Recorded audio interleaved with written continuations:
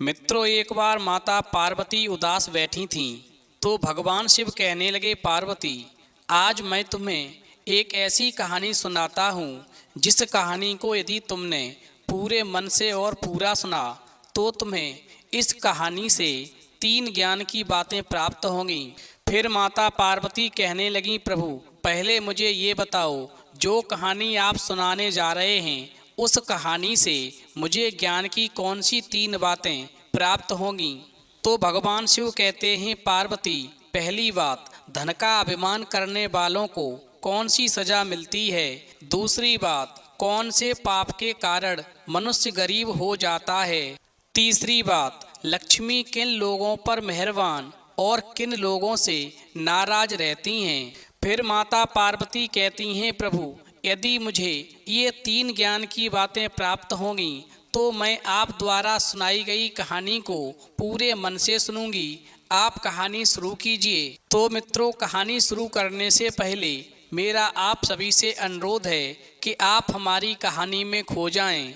उससे पहले हमारे चैनल को सब्सक्राइब करके बेल आइकन अवश्य दबा लें, जिससे हमारी हर वीडियो का नोटिफिकेशन सबसे पहले आप तक पहुंच सके और आप हमारी हर वीडियो से प्राप्त ज्ञान का अपने जीवन में लाभ उठा सकें। तो आइए कहानी शुरू करते हैं। भगवान शिव कहते हैं, पार्वती, प्राचीन काल में एक राजा था। एक बार उनकी रानी ने अपनी सेविका को गले में गांठ लगा पीला डोरा बांधे देखा, तो रानी ने उस डोरे के बारे में अपनी सेविका से पूछ लिया कि तुमने अपने गले में जो पीले रंग का डोरा गांठ लगा के पहना है, ये किस काम का है।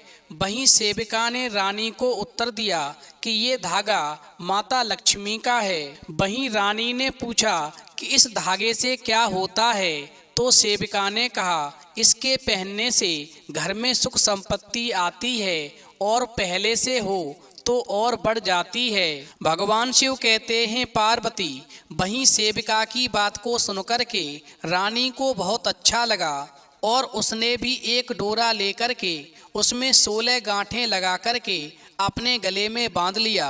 वहीं रात को जब राजा अपने महल में लौटकर आया तो उसने रानी के गले में पीले रंग का डोरा देखा, जिसके बारे में राजा पूछने लगा कि ये डोरा तुमने क्यों पहना है। वहीं राजा के पूछने पर रानी ने कहा, इस धागे को पहनने से घर में धन संपदा बढ़ती है, ये माता लक्ष्मी का धागा है। वहीं रानी की बात को सुनकर के राजा कहने लगा कि हमारे पास में धन की कोई कमी नहीं है, इसलिए इस डोरे को तोड़ करके फेंक दो।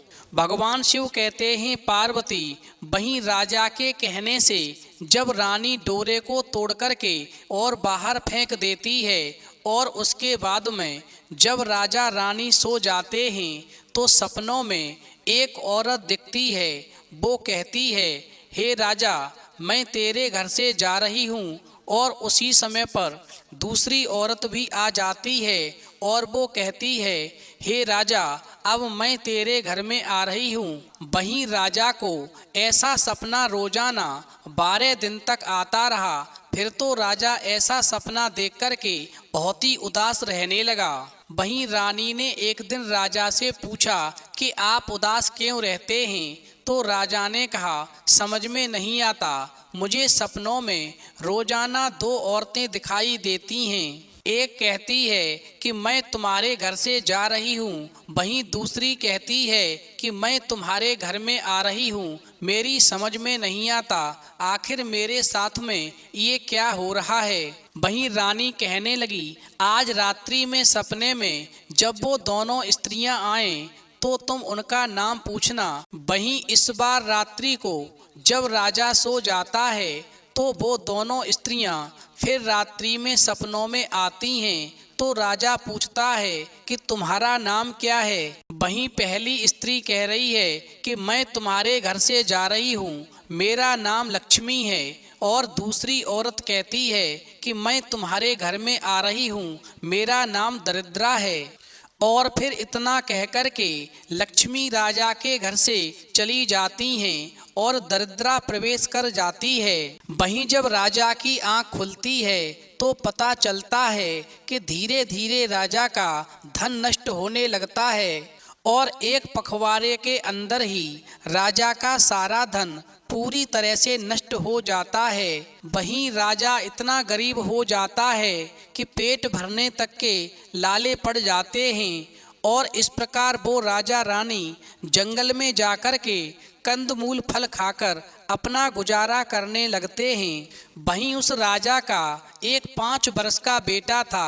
एक दिन उस बेटे को भूख लगी तो रानी ने राजा से कहा कि हमारे पास के बगीचे में एक मालिन रहती है, आप उस मालिन के पास जाओ और उस मालिन के यहाँ से कुछ छाछ मांग कर ले आओ जिससे हमारा बेटा पेट भर सके।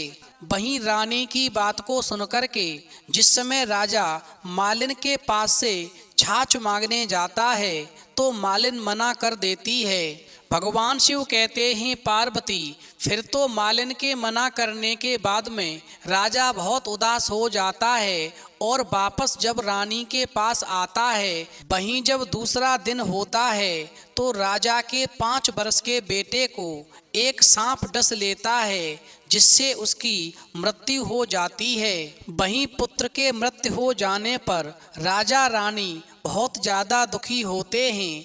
वहीं 1-2 दिन और व्यतीत होते हैं। उधर राजा और रानी के पास में केवल एक ही जोड़ी वस्त्र थे जो शरीर पर पहने हुए थे। वहीं एक दिन राजा नहा करके धोती सुखा रहा था, तभी तेज हवा आती है और धोती को उड़ाकर ले जाती है। वहीं जब राजा की धोती हवा में उड़ जाती है और राजा का बदन नग्न हो जाता है तो रानी अपनी आधी साड़ी फाड़ करके राजा को देती है। भगवान शिव कहते हैं पार्वती, राजा पर इतनी गरीबी आती है कि भूखों मरने की नौबत आ जाती है तो रानी कहती है कि आप एक काम करो, इस जंगल से कुछ शिकार कर लाओ जिससे हम दोनों का पेट भर सके।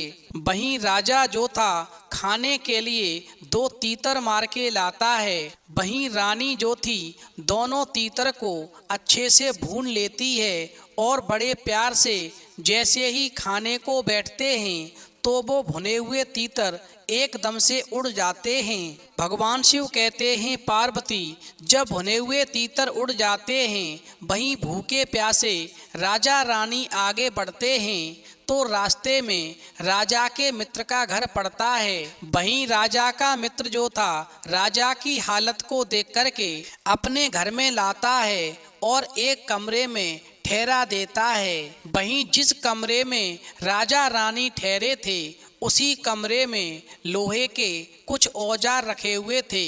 वहीं राजा के देखते ही देखते वो औजार जो थे जमीन में समा जाते हैं और चोरी का इल्जाम राजा के ऊपर लग जाता है। वहीं चोरी का इल्जाम लगते ही राजा रानी अपने मित्र के घर से भाग जाते हैं और आगे चलते चलते राजा की बहन का घर पड़ता है। वहीं राजा की बहन जो थी अपने भाई राजा को पुराने महल में ठहराती है और सोने के थाल में उन्हें खाना भेजती है।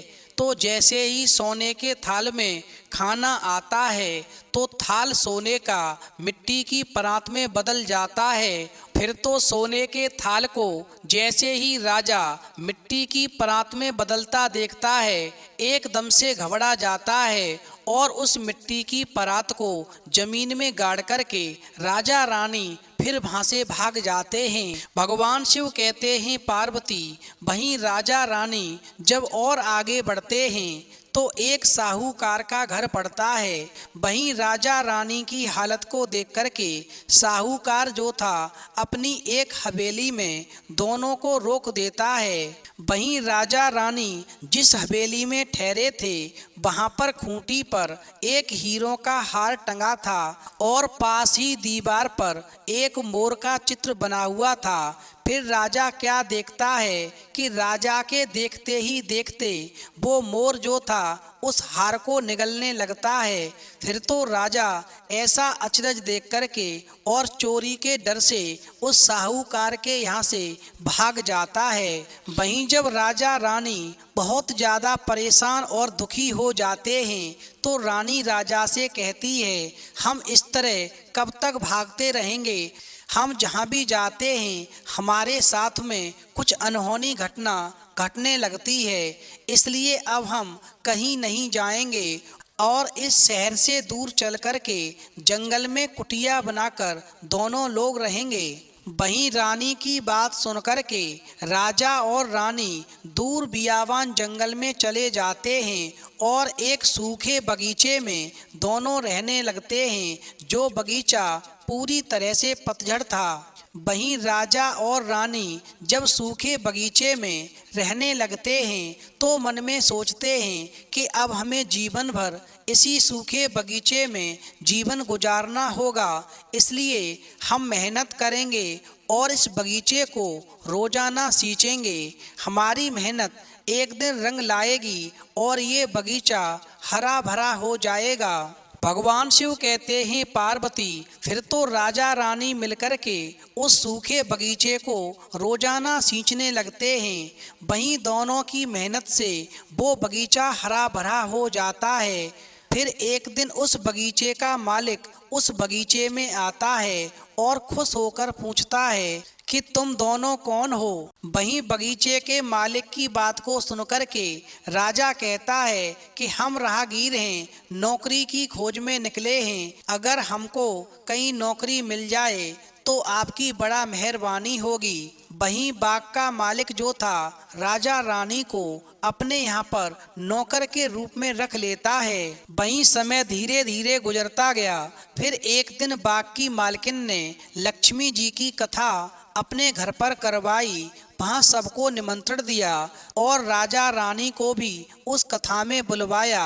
वहीं जब कथा शुरू होती है तो राजा रानी भी उस कथा में भाग लेने पहुँच जाते हैं और बैठकर के माता लक्ष्मी की कथा सुनते हैं। वहीं कथा संपूर्ण होने के बाद में कथा सुनने वालों को एक एक माता लक्ष्मी का डोरा दिया जाता है।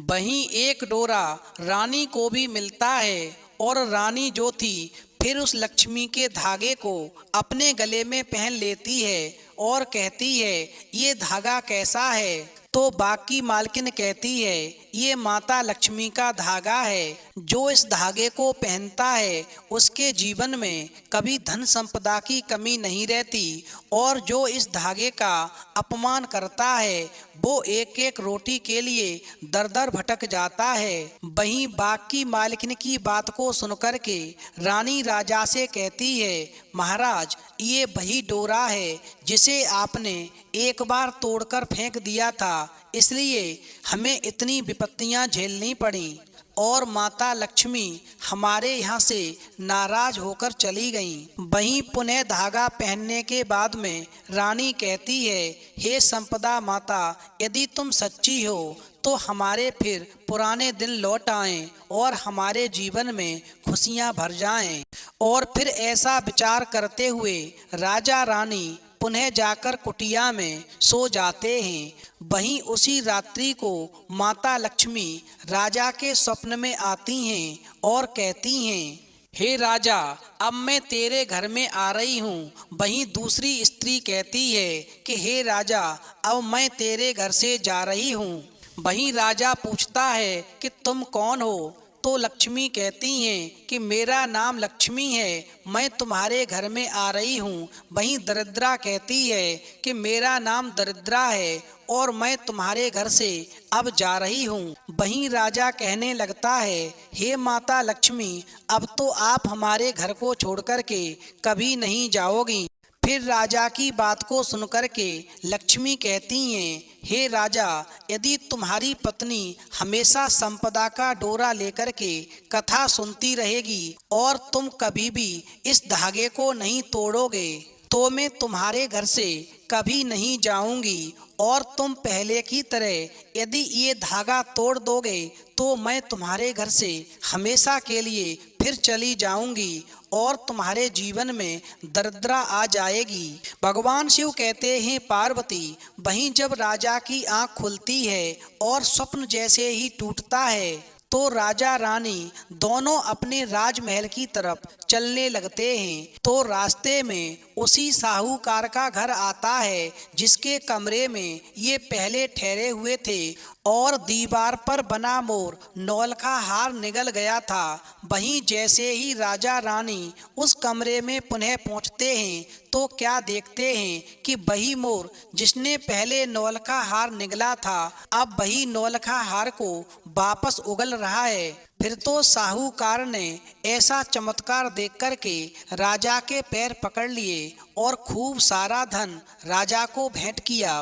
वहीं थोड़ा आगे चलने के बाद में राजा की बहन का घर आया और राजा अपनी बहन की उसी हवेली में पहुंचा जिस हवेली में राजा को उसकी बहन ने सोने के थाल में भोजन भिजवाया था और वो सोने का थाल मिट्टी की परात में बदल गया था और राजा उस मिट्टी की परात को जमीन में गाड़ करके वहां से भाग गया था।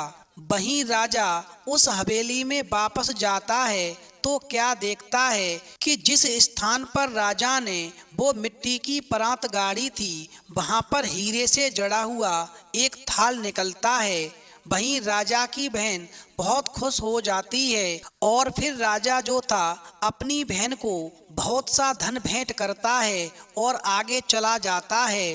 वहीं इसके बाद में राजा और रानी अपने मित्र के घर पहुंचते हैं और उसी कमरे में ठहरते हैं जिसमें पहले रुके थे और उस कमरे में जो भी लोहे के औजार रखे हुए थे वो राजा के देखते ही देखते जमीन में धंस गए थे। वहीं राजा उस कमरे में जैसे ही वापस पहुंचता है तो क्या देखता है कि मित्र के लोहे के औजार और सब सामान उसे सही सलामत मिल जाता है। वहीं राजा का मित्र राजा को उपहार देता है और प्यार से विदा कर देता है। वहीं राजा रानी जब आगे जाते हैं तो क्या देखते हैं, एक दिन राजा की धोती हवा में उड़ गई थी। वही धोती राजा की एक पेड़ पर उलझी हुई है और राजा को मिल जाती है। वहीं राजा जब और आगे बढ़ता है तो क्या देखता है, राजा के जिस बेटे को सांप ने डस लिया था और उसकी मृत्यु हो गई थी